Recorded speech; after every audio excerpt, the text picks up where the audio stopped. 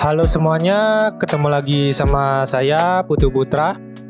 Di sini saya akan membahas mengenai soal reduksi DFA dan juga tentang konversi NFA ke DFA. Nah, mulai dari soalnya terlebih dahulu. Di sini ada soal dengan perintah mereduksi jumlah state yang ada pada DFA. Dimulai dari pengidentifikasian semua kombinasi state yang ada. Jadi di sini ada simbol D yang berarti distinguishable dan I yang berarti indistinguishable. Simbol D di sini saya bagi ke dalam dua warna agar memudahkan. Untuk D yang berwarna ungu berarti distinguishable bisa dilihat secara langsung. Seperti pada langkah yang kedua, yaitu state yang berpasangan dengan state akhir merupakan state distinguishable. Di sini saya contohkan pada Q0, Q1. Nah, Q0 bukan merupakan final state, sedangkan Q1 adalah final state. Jadi sesuai dengan langkah kedua tadi, begitu juga seterusnya pada simbol D yang berwarna ungu.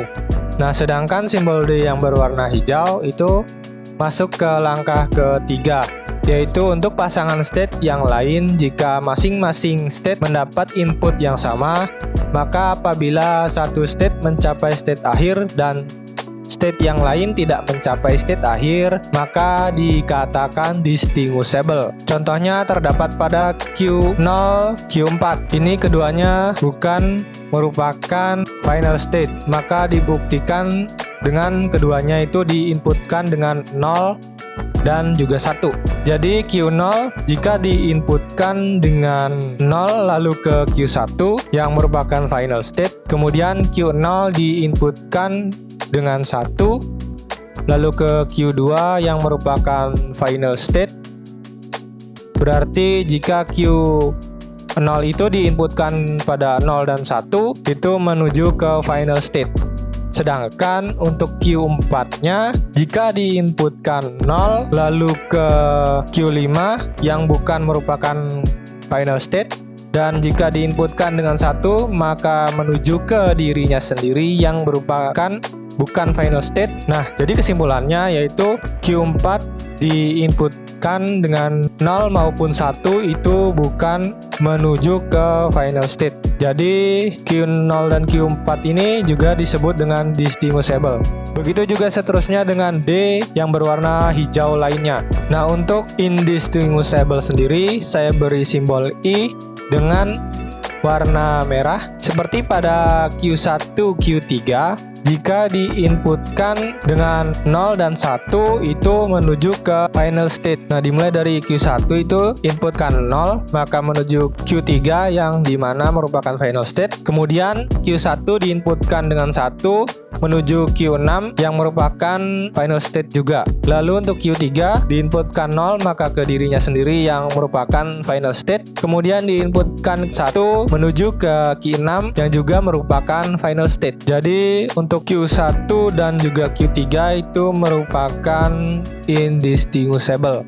Begitu juga seterusnya dengan simbol I yang berwarna merah.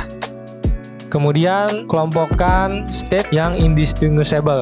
Di sini ada 3 state yang merupakan indistinguishable. Setelah itu sederhanakan menjadi seperti pada gambar di bawah ini, yang mana Q0 merupakan initial state yang diinputkan 0 dan 1, kemudian masuk ke Q1, Q2, Q3, Q6 yang merupakan final state seperti pada gambar ini.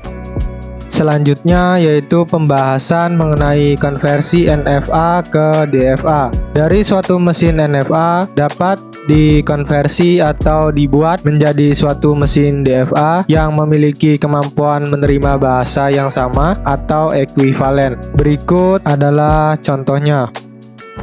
Dapat dilihat dari gambar dan juga tabel, suatu state yang diberi inputan menuju ke beberapa state, yaitu S0 diberi inputan B bisa menuju ke S0 itu sendiri dan juga ke S1.